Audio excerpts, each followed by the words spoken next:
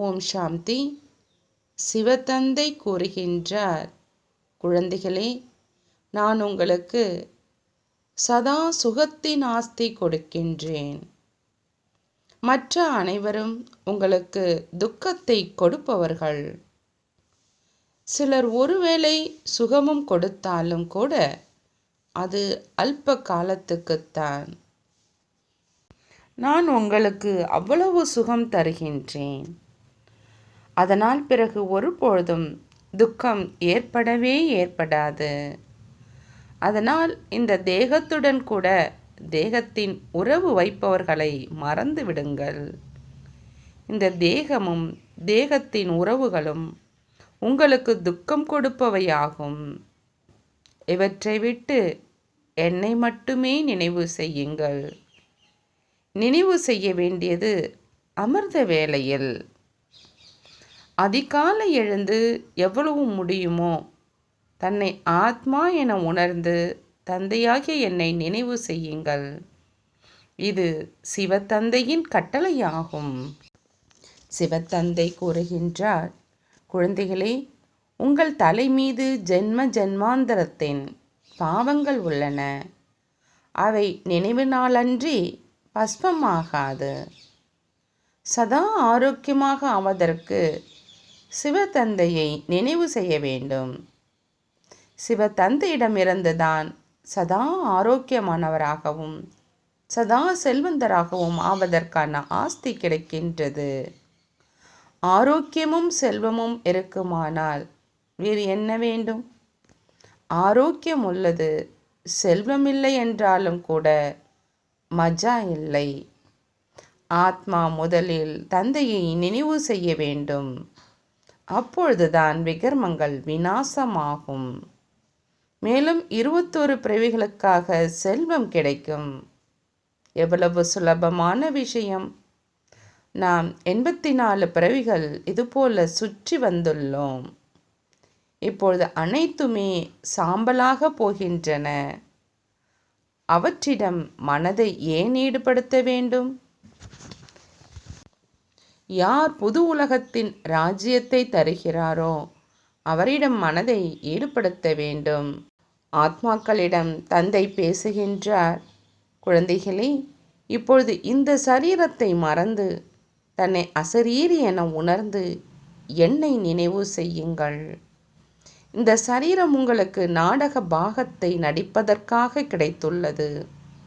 காலையில் எழுந்து இதை சிந்தனை செய்ய வேண்டும். விரிகுடாவை கடந்து அழைத்து செல்லும் நாயகனை நினைவு செய்ய வேண்டும். மற்ற அனைவரும் விஷக்கடலில் மூழ்கி போகிறவர்கள்.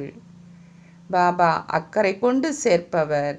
அவர் படகோட்டி, தோட்டக்காரர் என்றும் சொல்லப்படுகின்றார்.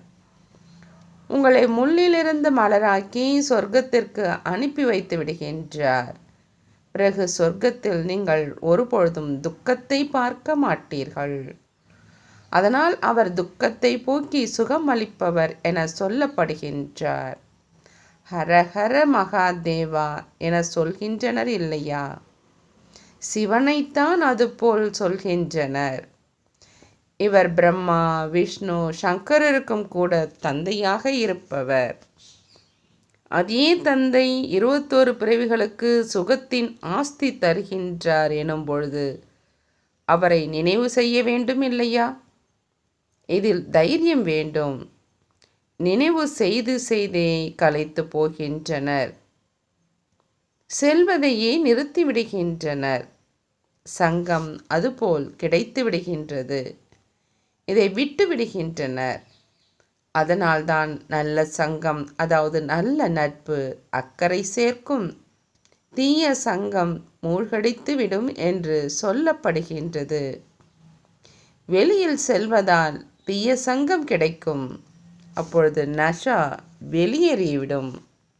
சிவத்தந்தை சொல்கின்றார், குழந்தைகளே, உங்களுடைய புருஷார்த்தத்தை செய்து கொண்டே இருங்கள். தாய் தந்தையை பின்பற்றுங்கள். அநேக கெட்ட குழந்தைகளும் உள்ளனர் இல்லையா? மாயா வசமாகி தொந்தரவு செய்கின்றனர். பிறகு பெரிய கடுமையான தண்டனை அடைவார்கள்.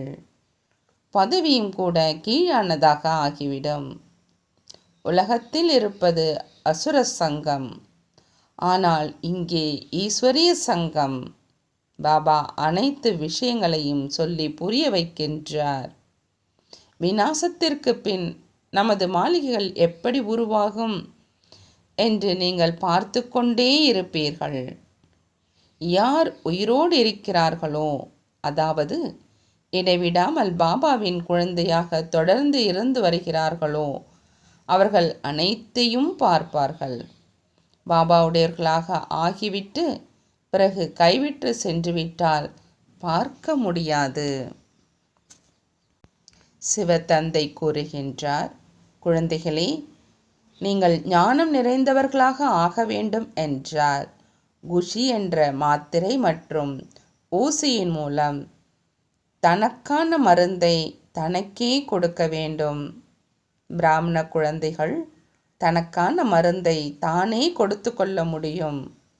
குஷி என்ற டானிக் நொடியில் நிவாரணம் கொடுக்கக்கூடிய மருந்தாக இருக்கிறது. மருத்துவர்கள் சக்தி நிறைந்த ஊசியை செலுத்துகின்றார்கள் என்றால் உடனே மாற்றம் ஏற்படுகின்றது இல்லையா? அதுபோல பிராமணர்கள் தனக்குத்தானே குஷி என்ற மாத்திரையை எடுத்துக்கொள்கின்றார்கள் அல்லது குஷியின் ஊசியை போட்டுக்கொள்கின்றார்கள் என்றால் நோயின் பாதிப்பு மாறிவிடும். ஞானத்தின் லைட் மற்றும் மைட் உடலையும் கூட சரி செய்வதில் மிகவும் உதவி செய்கின்றது. ஏதாவது வியாதி வருகின்றது என்றால் இதுவும் புத்திக்கு ஓய்வு தரக்கூடிய சாதனமாக இருக்கின்றது. சிவத்தந்தை கூறுகின்றார், குழந்தைகளே, யார் மனதினை ஒருமுகப்படுத்தும் தன்மை மூலம் அனைத்து வெற்றிகளையும் பிராப்தியாக அடைந்து விடுகின்றார்களோ அவர்கள்தான் வெற்றி சொரூபம் ஆகின்றார்கள்.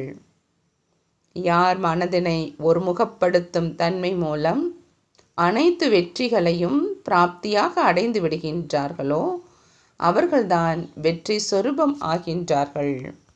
நல்லது. ஓம் சாந்தி. நன்றி பாபா.